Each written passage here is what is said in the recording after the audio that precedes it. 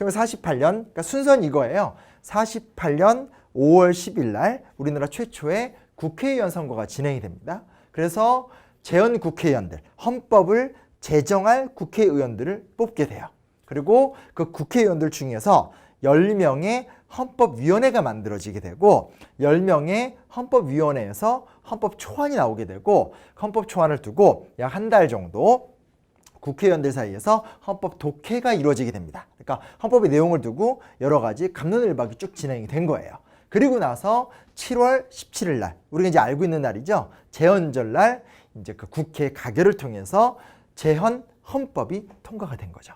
그리고 통과된 재헌 헌법을 바탕으로 해서 1948년 8월 15일 날 이승만 대통령을 중심으로 한 대한민국 초대 정부가 수립이 된 거예요. 그러니까 아무것도 아닌 것처럼 보이고 어떻게 보면 너무 당연한 것처럼 보이지만 5월 10일 날 국회에 의해서 총선거를 하게 되고 7월 17일 날 민의를 수렴해서 헌법을 만들고 8월 15일 날 헌법을 바탕으로 대통령을 뽑고 정부를 수립했다라는 이 절차는 굉장히 중요한 거죠. 그래서 그런 것들에 대한 흐름도 기억해 두시면 좋을 것 같아요. 그래서 오늘의 굉장히 좀 중요한 주제고 아마 우리 강좌 전체에서 가장 중요한 주제라고 할 수 있는 재헌헌법에 대한 이야기를 자세하게 한번 해보도록 하겠습니다.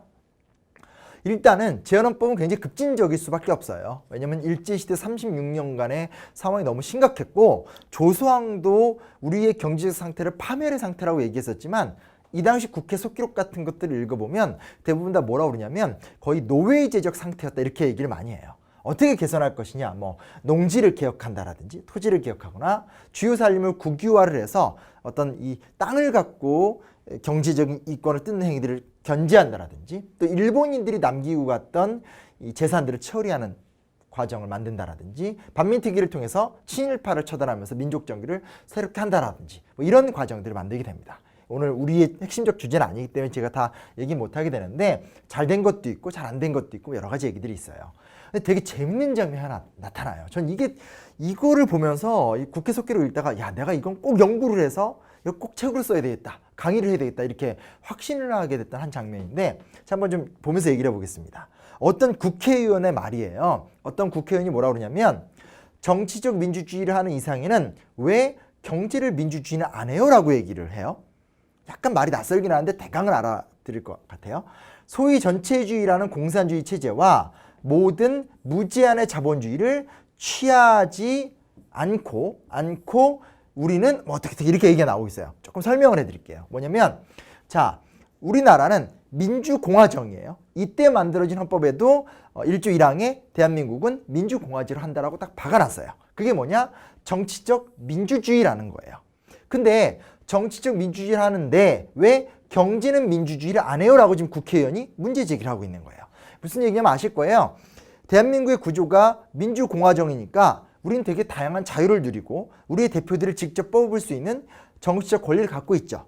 근데 이 자유민주주의 국가의 특징이 뭐냐면 경제적으로는 자본주의 체제를 취한다는 거예요. 그럼 내가 열심히 일해서 경제적으로 성공할 수도 있지만 자본주의 시스템의 특징상 시간이 지나면 불평등이 강화가 되고 오늘 우리가 우리 사회에서 굉장히 많이 겪는 문제죠. 뭐 비정규직부터 시작해서 여러 가지 심각한 경제적인 불평등 현상이 심각해진다라는 거예요. 이걸 이 국회의원이 벌써 염두에 두고 있는 거예요. 그러면서 정치적 민주주의를 하는데 경제 민주주의는 왜 안 하냐라고 지금 따지는 거예요.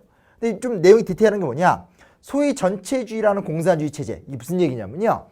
공산주의 체제, 이 당시 이제 대결적 구조, 지금도 대결적 구조지만 남한, 대한민국을 세우면서 대한민국 국회의원들이 무슨 생각을 한 거냐면 북한은 공산주의 체제인데 이 공산주의 체제를 우리가 왜 안 취하냐? 전체주의라는 거예요. 그러니까 무슨 얘기냐? 경제적 평등도 중요한데 북한의 시스템을 보고 있으면 이건 필연적으로 독재국가가 된다는 거예요. 뭐 그게 그렇게 간 거 우리가 다 알고 있는 얘기잖아요. 그죠? 그러니까 우리나라는 어떻게 해서라도 민주공화정을 지켜서 북한과 같은 전체주의 체제가 되면 안 된다. 근데 그거는 우리가 하나 세팅을 지어놨는데 두 번째 뭐냐? 무제한의 자본주의. 방금 얘기했듯이 경제적 자유를 놔둬버리면 시간이 지나면 불평등 현상이 굉장히 심화가 된다는 거죠. 그런 것들을 같이 고민을 해야 된다라고 얘기를 한 거예요. 되게 좋은 문제 제기예요. 그래서 이분이 뭐라고 하냐 되게 재밌게 얘기하는데 중간에 가면 어쩌고저쩌고 해야 된다고 하면서 다시 말하면 민족 사회주의로 가야 됩니다라는 충격적인 발언을 하세요. 재헌 국회의장에서.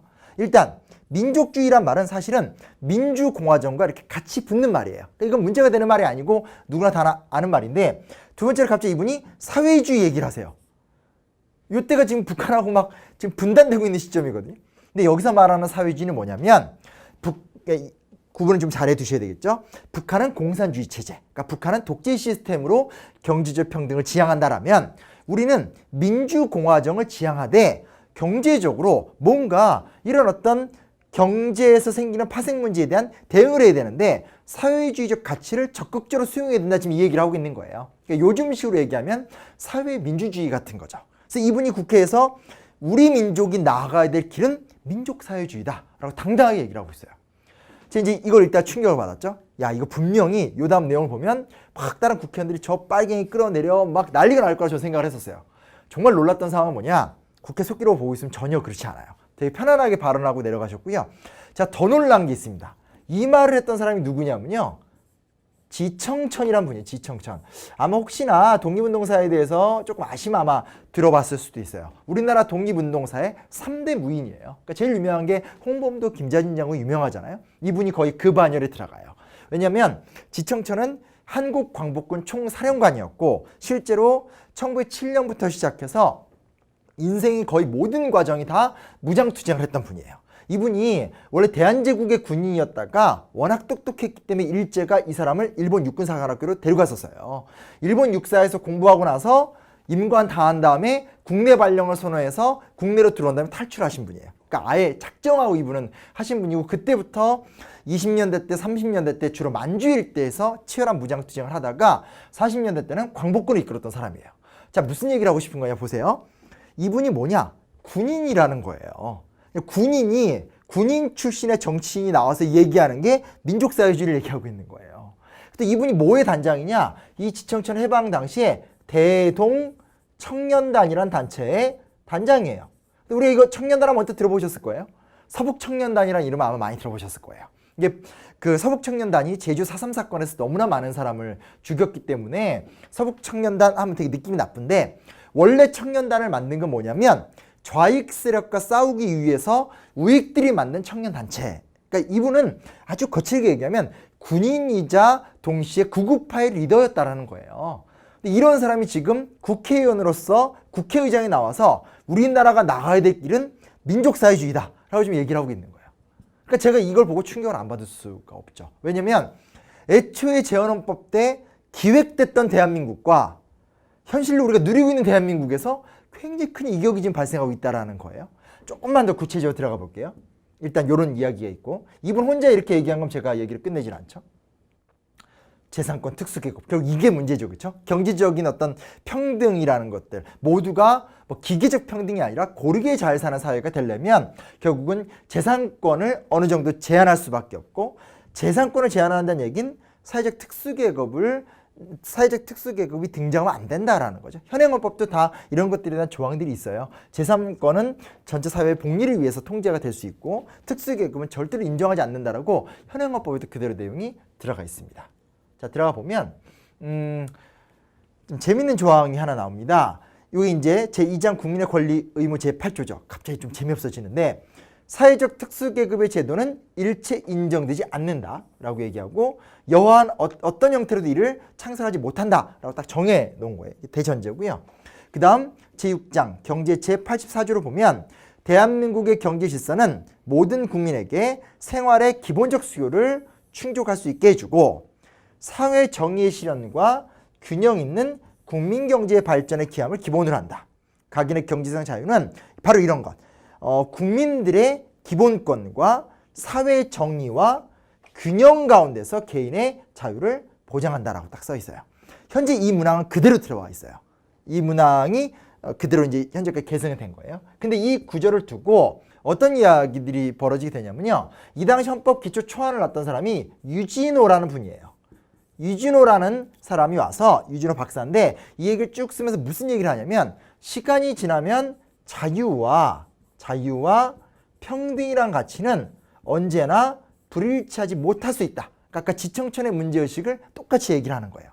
그럴 때 국가의 역할은 무엇이냐? 국가라는 것은, 그러니까 이 조항을 둔 이유를 설명하는 거예요. 국가라는 것은 자유와 평등이 불일치할 적에 그것을 조화시키는 역할이 국가의 역할이다. 그렇기 때문에 우리는 이 조항을 쓰게 됐습니다. 라고 지청천과 용어는 다르지만 그 비슷한 논지 이야기를 하게 되고 국회의원들이 이것들에 대해서 전혀 이의 제기를 하지 않아요.